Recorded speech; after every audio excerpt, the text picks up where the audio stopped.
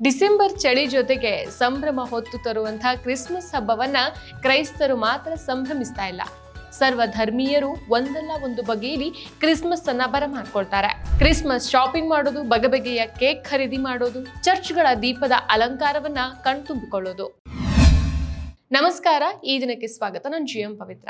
ಝಗಮಗಿಸುವಂತಹ ವಿದ್ಯುತ್ ದೀಪಗಳಿಂದ ಮಿನುಗುವ Christmas tree, ಚರ್ಚ್ಗಳಿಂದ ಪ್ರಾರ್ಥನೆ, ಸಾಂತಾನಿಂದ ಮಕ್ಕಳಿಗೆ ಸರ್ಪ್ರೈಸ್ ಗಿಫ್ಟ್ಗಳು, ಕೈಯಲ್ಲಿ ವೈನ್ ಗ್ಲಾಸು, ಬಗೆಬಗೆಯ ಕೇಕ್ಗಳ ಸ್ವಾದ, ಈ ಎಲ್ಲ ವಿಶೇಷತೆಗಳ ಹೂರಣ, ಭಕ್ತಿ ಮತ್ತು ಸಂಭ್ರಮಾಚರಣೆ, ಪ್ರೀತಿ, ಶಾಂತಿ, ಸೌಹಾರ್ದತೆ ಸಾರಿದ ಏಸು ಕ್ರಿಸ್ತನ ಸ್ಮರಣೆ, ಎಲ್ಲವೂ ಮೇಳೈಸಿದ ಹಬ್ಬವೇ ಕ್ರಿಸ್ಮಸ್. ಕ್ರೈಸ್ತ ಧರ್ಮೀಯರು ಆಚರಿಸುವಂತಹ ಪ್ರಮುಖ ಹಬ್ಬ ಕ್ರಿಸ್ಮಸ್ ಮತ್ತೆ ಬಂದಿದೆ. ಕ್ರಿಸ್ಮಸ್ ಹಬ್ಬ ಕ್ರೈಸ್ತ ಧರ್ಮೀಯರು ಆಚರಿಸುವಂತಹ ಪ್ರಮುಖ ಹಬ್ಬಗಳಲ್ಲಿ ಒಂದಾಗಿದೆ. ಇದನ್ನ ಪ್ರತಿ ವರ್ಷ ಡಿಸೆಂಬರ್ 25ರಂದು ಕ್ರಿಸ್ಮಸ್ ದಿನವಾಗಿ ಆಚರಿಸಲಾಗುತ್ತೆ. ಕ್ರಿಸ್ಮಸ್ ಏಸು ಕ್ರಿಸ್ತರ ಬೋಧನೆಗಳನ್ನ ಈ ದಿನ ನೆನಪಿಸುತ್ತೆ. ಇದೊಂದು ಪ್ರಮುಖ ಕ್ರಿಶ್ಚಿಯನ್ ಹಬ್ಬವಾದ್ರೂ ಸಹ ಇದನ್ನು ವಿಶ್ವದಾದ್ಯಂತ ವಿವಿಧ ನಂಬಿಕೆಗಳ ಜನರು ಆಚರಿಸ್ತಾರೆ. ಈ ದಿನದಂದು ಜನರು ತಮ್ಮ ಕುಟುಂಬ ಮತ್ತು ಪ್ರೀತಿ ಪಾತ್ರರ ಜೊತೆಗೆ ಒಟ್ಟುಗೂಡುವ ಮೂಲಕ ಅವರ ಜೊತೆಗೆ ಉಡುಗೊರೆಗಳ ವಿನಿಮಯ ಮಾಡ್ಕೊಳ್ತಾರೆ. ಅಕ್ಕಪಕ್ಕದ ಮನೆಗಳಿಗೆ ಕೇಕ್, ವಿವಿಧ ಬಗೆಯ ಸಿಹಿ ತಿಂಡಿಗಳನ್ನ ಹಂಚ್ತಾರೆ. ಕ್ರಿಸ್ಮಸ್ನ ಸಂಭ್ರಮ ಒಂದು ದಿನ ಮುಂಚಿತವಾಗಿ ಅಂದ್ರೆ ಡಿಸೆಂಬರ್ 24ರಿಂದ ಶುರುವಾಗತ್ತೆ. ಜನವರಿ 1ರವರೆಗೂ ಈ ಸಂಭ್ರಮ ಮುಂದುವರಿಯುತ್ತೆ. ಡಿಸೆಂಬರ್ ಬಂತಂದ್ರೆ ಸಾಕು, ಜನ ಕ್ರಿಸ್ಮಸ್ ಮೂಡ್ಗೆ ಜಾರ್ತಾರೆ. ಇದು ಕ್ರಿಶ್ಚಿಯನರು ಮಾತ್ರ ಆಚರಿಸುವಂತಹ ಹಬ್ಬವಾಗಿ ಉಳಿದಿಲ್ಲ.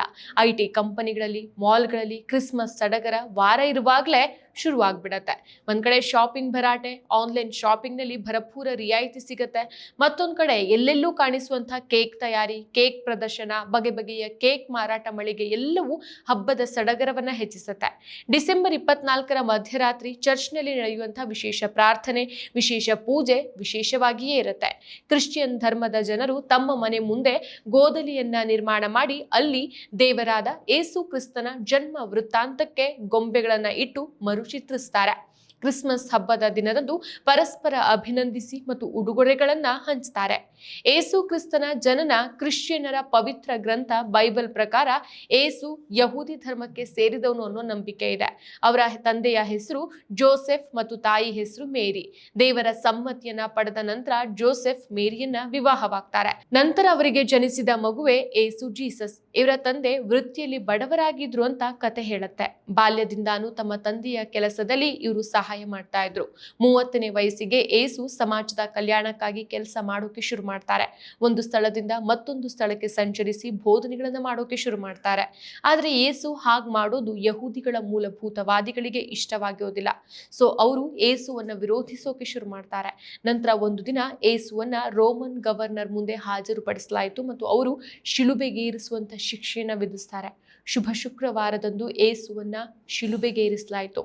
ಶಿಲುಬೆಗೇರಿಸಿದ 3 ದಿನಗಳ ನಂತರ ಪವಾಡದಿಂದ ಪುನರುತ್ಥಾನಗೊಂಡ್ರು ಮತ್ತು ನಂತರ ಅವರು ಕ್ರೈಸ್ತ ಧರ್ಮವನ್ನು ಸ್ಥಾಪಿಸಿದ್ರು ಅಂತ ಹೇಳಲಾಗತ್ತೆ. ಇನ್ನು ಏಸು ಕ್ರಿಸ್ತನ ಹೆತ್ತವರಾದ ಮೇರಿ ಮತ್ತು ಜೋಸೆಫರಿಗೆ ಬೆತ್ಲೆಹೆಮ್ನಲ್ಲಿ ಉಳಿಯೋಕೆ ಸ್ಥಳ ಸಿಗದೇ ಇದ್ದಾಗ, ಸಮಸ್ಯೆ ಆದಾಗ ಏಸು ಒಂದು ಸಣ್ಣ ಹಸುವಿನ ಕೊಟ್ಟಿಗೆಯಲ್ಲಿ ಜನಿಸಿದ್ರು. ಏಸು ಕ್ರಿಸ್ತನ ಆಗಮನವನ್ನ ಗೌರವಿಸೋಕೆ ಅವನಿಗೆ ಉಡುಗೊರೆಗಳನ್ನ ನೀಡಿದ್ರು. ಆ ಪದ್ಧತಿ ಇಂದಿಗೂ ಎಲ್ಲೆಡೆ ನಡೆದುಕೊಂಡು ಬಂದಿದೆ. ಒಂದ್ ಕಾಲದಿಂದ ಕ್ರಿಸ್ಮಸ್ ಹಬ್ಬವನ್ನ ಪಾಶ್ಚಿಮಾತ್ಯ ದೇಶಗಳಲ್ಲಿ ಮತ್ತು ಕ್ರೈಸ್ತರ ಪ್ರಾಬಲ್ಯವಿರುವಂತಹ ಪ್ರದೇಶಗಳಲ್ಲಿ ಮಾತ್ರ ಆಚರಿಸಲಾಗ್ತಾ ಇತ್ತು. ಆದ್ರೆ ಇಂದು ಪ್ರಪಂಚದಾದ್ಯಂತ ಆಚರಿಸುವಂತಹ ಹಬ್ಬವಾಗಿ ಇದು ಮಾರ್ಪಟ್ಟಿದೆ. ಜನರನ್ನ ಪಾಪದಿಂದ ಮುಕ್ತಗೊಳಿಸೋಕೆ ಮತ್ತು ಅವರಿಗೆ ಒಳಿತನ್ನ ಮಾಡೋಕೆ ದೇವರು ತನ್ನ ಮಗನನ್ನ ಭೂಮಿಗೆ ಕಳಿಸಿದ ಮತ್ತು ಜನರನ್ನ ಪಾಪದಿಂದ ಮುಕ್ತಗೊಳಿಸುವಂತ ಹೋರಾಟದಲ್ಲಿ ಏಸು ಕ್ರಿಸ್ತ ತನ್ನ ಪ್ರಾಣವನ್ನ ತ್ಯಾಗ ಮಾಡ್ದ ಅನ್ನೋ ನಂಬಿಕೆ ಕ್ರೈಸ್ತರಲ್ಲಿದೆ. ಇನ್ನು ಕ್ರಿಸ್ಮಸ್ ಹಬ್ಬವನ್ನ ಮೊದಲು ರೋಮ್ ದೇಶದಲ್ಲಿ ಆಚರಿಸಲಾಯಿತು ಅಂತ ಹೇಳಲಾಗತ್ತೆ. ಆದ್ರೆ ಕ್ರಿಸ್ಮಸ್ಗೂ ಮುನ್ನ ರೋಮ್ನಲ್ಲಿ ಡಿಸೆಂಬರ್ 25ರ ದಿನವನ್ನ ಸೂರ್ಯ ದೇವರ ಜನ್ಮ ದಿನವಾಗಿ ಆಚರಿಸಲಾಯಿತು. ಆ ಸಮಯದಲ್ಲಿ ರೋಮ್ನ ಚಕ್ರವರ್ತಿಗಳು ಸೂರ್ಯ ದೇವನನ್ನ ತಮ್ಮ ಮುಖ್ಯ ದೇವತೆಯನ್ನಾಗಿ ಪರಿಗಣಿಸ್ತಾ ಇದ್ರು ಮತ್ತು ಸೂರ್ಯ ದೇವನನ್ನ ಪೂಜಿಸ್ತಾ ಇದ್ರು. ಆದ್ರೆ ಕ್ರಿಸ್ತಶಕ 330ರ ಹೊತ್ತಿಗೆ ರೋಮ್ನಲ್ಲಿ ಕ್ರಿಶ್ಚಿಯನ್ ಧರ್ಮದ ಪ್ರಚಾರ ವೇಗವಾಗಿ ಬೆಳೆಯೋಕೆ ಶುರುವಾಗತ್ತೆ. ರೋಮ್ನಲ್ಲಿ ಕ್ರೈಸ್ತ ಧರ್ಮದ ಅನುಯಾಯಿಗಳ ಸಂಖ್ಯೆ ಹೆಚ್ಚಾಗತ್ತೆ. ಇದಾದ ನಂತರ ಕ್ರಿಸ್ತಶಕ 336ರಲ್ಲಿ ಕ್ರೈಸ್ತ ಧರ್ಮದ ಅನುಯಾಯಿಗಳು ಏಸು ಕ್ರಿಸ್ತನನ್ನ ಸೂರ್ಯ ದೇವನ ಅವತಾರ ಅಂತ ಒಪ್ಕೊಳ್ತಾರೆ ಮತ್ತು ಅಂದಿನಿಂದ ಕ್ರಿಸ್ಮಸ್ ಹಬ್ಬವನ್ನ ಏಸು ಕ್ರಿಸ್ತನ ಜನ್ಮದಿನವಾಗಿ ಆಚರಿಸುವಂತಹ ಸಂಪ್ರದಾಯ ಡಿಸೆಂಬರ್ 25ಕ್ಕೆ ಶುರುವಾಗ್ಬಿಡತ್ತೆ. ಜನರು ಈ ದಿನವನ್ನ ಕೆಟ್ಟದರ ಮೇಲೆ ಒಳಿತಿನ ವಿಜಯ ಅಂತ ಆಚರಿಸ್ತಾರೆ. ಕ್ರಿಶ್ಚಿಯನ್ ಧರ್ಮದ ಜನರಿಗೆ ಕ್ರಿಸ್ಮಸ್ ಹಬ್ಬ ಹೊಸ ವರ್ಷವಾಗಿದೆ. ಪ್ರತಿ ವರ್ಷದಂತೆ ಈ ವರ್ಷ ಅಂದ್ರೆ 2025ರಲ್ಲಿ ಕ್ರಿಸ್ಮಸ್ ದಿನವನ್ನ ಡಿಸೆಂಬರ್ 25ರಂದು ಆಚರಿಸಲಾಗ್ತಾ ಇದೆ. ಕ್ರೈಸ್ತ ಧರ್ಮದ ಆರಂಭದ ದಿನಗಳಲ್ಲಿ ಈ ಹಬ್ಬವನ್ನ ಚರ್ಚ್ನಲ್ಲಿ ಸರಳವಾಗಿ ಆಚರಿಸಲಾಗ್ತಾ ಇತ್ತು. ಆದರೆ ಕ್ರಮೇಣ ಈ ಹಬ್ಬಕ್ಕೆ ಜಿಂಗಲ್ ಬೆಲ್ಸ್, ಸಾಂತಾ ಕ್ಲಾಸ್ ಮತ್ತು ಕ್ರಿಸ್ಮಸ್ ಟ್ರೀ ಸೇರಿಸಿ ಇನ್ನಷ್ಟು ಮೋಜು ಮನರಂಜನೆಯ ಜೊತೆಗೆ ಅದ್ಧೂರಿಯಾಗಿ ಆಚರಿಸಲಾಗುತ್ತೆ. ಕ್ರಿಸ್ಮಸ್ ಮರವನ್ನ ದೀಪಗಳು, ಆಕಾಶ ಬುಟ್ಟಿಗಳು, ಪ್ರಕಾಶಮಾನವಾದ ನಕ್ಷತ್ರಗಳಿಂದ ಅಲಂಕರಿಸಲಾಗತ್ತೆ. ಕ್ರಿಸ್ಮಸ್ ಟ್ರೀ ಅಲಂಕಾರಕ್ಕಾಗಿ ಬೆಲ್ಗಳು ಮತ್ತು ಕ್ರಿಸ್ಮಸ್ ತಾತನ ಗೊಂಬೆಗಳು, ಗಿಫ್ಟ್ ಬಾಕ್ಸ್ಗಳಂತಹ ಆಟಿಕೆಗಳು, ಬಾಲ್ಸ್ಗಳು ಹಾಗೂ ಮುಂತಾದ ಅಲಂಕಾರಿಕ ವಸ್ತುಗಳನ್ನು ಬಳಸಿಕೊಂಡು ಅಲಂಕರಿಸ್ತಾರೆ. ಏಸು ವಾಸಿಸ್ತಾ ಇದ್ದಂಥ ಸ್ಥಳ ಮರುಭೂಮಿ ಪ್ರದೇಶವಾಗಿತ್ತು ಮತ್ತು ಜೀಸಸ್ ಜೆರುಸಲೆಮನ್ನ ಪ್ರವೇಶಿಸಿದಾಗ ಜನರು ತಾಳೆ ಮರದ ಗರಿಗಳ ಜೊತೆಗೆ ಅವರನ್ನ ಸ್ವಾಗತಿಸಿದ್ರು.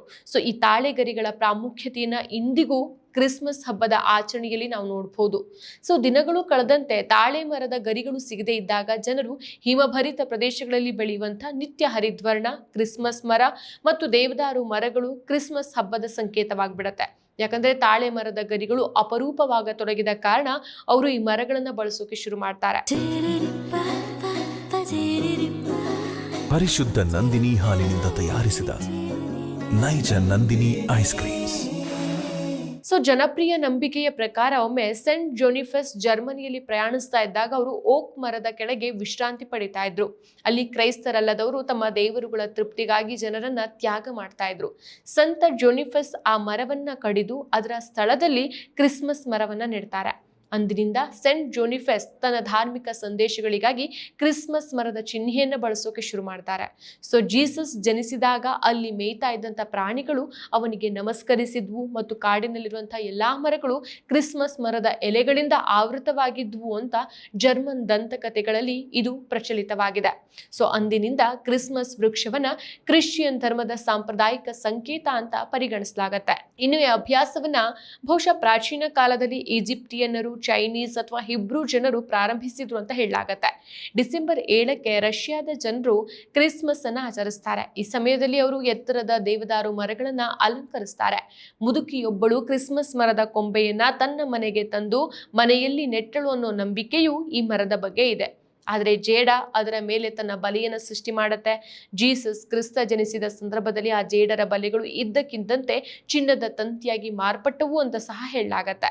ಸೊ ಕ್ರೈಸ್ತ ಧರ್ಮದಲ್ಲಿನ ನಂಬಿಕೆ ಪ್ರಕಾರ ಕ್ರಿಸ್ಮಸ್ ಮರವನ್ನ ಮನೆಯಲ್ಲಿ ಇಡೋದ್ರಿಂದ, ಅದನ್ನ ಅಲಂಕರಿಸೋದ್ರಿಂದ ಮನೆಗೆ ದುಷ್ಟ ಶಕ್ತಿಗಳು ಬರೋದಿಲ್ಲ ಅನ್ನೋ ನಂಬಿಕೆ ಇದೆ. ಸೊ ಅನೇಕ ದೇಶಗಳಲ್ಲಿ ಕ್ರಿಸ್ಮಸ್ ಮುನ್ನಾ ದಿನದಂದು ಸಾಂತಾ ಕ್ಲಾಸ್ ಬರೋದನ್ನ ಮಕ್ಕಳು ಕುತೂಹಲದಿಂದ ಕಾಯ್ತಾರೆ. ಸಾಂತಾ ಕ್ಲಾಸ್ನ ಕಲ್ಪನೆಯು ಬಹಳ ಹಿಂದಿನದ್ದು ಅಂತ ಹೇಳಲಾಗತ್ತೆ. ಜೊತೆಗೆ ಸೆಂಟ್ ನಿಕೋಲಸ್ ಅನ್ನೋ ವ್ಯಕ್ತಿಯಿಂದ ಈ ಪದ್ಧತಿ ಸ್ಫೂರ್ತಿ ಪಡೆದಿದ್ದು ಅನ್ನೋದು ಇತಿಹಾಸ. ಇವರು ವಿಶೇಷವಾಗಿ ಮಕ್ಕಳನ್ನ ಪ್ರೀತಿಯಿಂದ ಕಾಣೋಕೆ ಈ ರೀತಿ ಮಾಡ್ತಾ ಇದ್ರು ಅಂತ ಕೂಡ ಹೇಳಲಾಗತ್ತೆ. ಇನ್ನು ಕೆಲವು ಕಥೆಗಳ ಪ್ರಕಾರ ಸಾಂತಾ 3 ಬಡ ಸಹೋದರಿಯರಿಗೆ ಚಿನ್ನವನ್ನ ನೀಡುವ ಮೂಲಕ ಸಹಾಯ ಮಾಡಿದ್ರು. ಹಾಗಾಗಿ ಈ ರೀತಿ ಆಚರಣೆ ರೂಢಿಯಲ್ಲಿದೆ ಅಂತ ಕೂಡ ಹೇಳಲಾಗತ್ತೆ. ಸೊ ಒಟ್ನಲ್ಲಿ ಈ ಹಬ್ಬ ಕುಟುಂಬಗಳು ಒಟ್ಟಿಗೆ ಸೇರೋಕೆ ಮತ್ತು ವಿಶೇಷ ರೀತಿಯಲ್ಲಿ ಮಾಡಿದ ಭೋಜನಗಳನ್ನ ಆನಂದಿಸುವ ಮತ್ತು ಉಡುಗೊರೆಗಳನ್ನ ಹಂಚಿಕೊಳ್ಳುವ ಸಮಯವಾಗಿದೆ. ಇನ್ನು ಈ ದಿನ ಉಡುಗೊರೆಗಳನ್ನ ನೀಡೋದು ಮತ್ತು ಪಡೆಯೋದು ಪ್ರೀತಿ ಮತ್ತು ಕಾಳಜಿಯನ್ನ ತೋರಿಸುವಂತ ಒಂದು ಮಾರ್ಗವಾಗಿದೆ. ಜಗತ್ತಿಗೆ ಪ್ರೀತಿ, ಶಾಂತಿಯನ್ನು ಸಾರಿದ ಏಸು ಕ್ರಿಸ್ತನ ನೆನಪಿನಲ್ಲಿ ನಾವೆಲ್ಲರೂ ಸಂಭ್ರಮಿಸೋಣ. ಎಲ್ಲರಿಗೂ ಕ್ರಿಸ್ಮಸ್ ಹಬ್ಬದ ಶುಭಾಶಯಗಳು. ಮತ್ತಷ್ಟು ವಿಶೇಷ ವಿಡಿಯೋಗಳನ್ನು ನೋಡಲು ಮತ್ತು ಹೊಸ ವಿಡಿಯೋಗಳ ಬಗ್ಗೆ ತಿಳಿಯಲು ಈ ದಿನ .com ಯೂಟ್ಯೂಬ್ ಚಾನೆಲ್ ಸಬ್ಸ್ಕ್ರೈಬ್ ಮಾಡಿ ಮತ್ತು ಬೆಲ್ ಐಕಾನ್ ಕ್ಲಿಕ್ ಮಾಡಿ.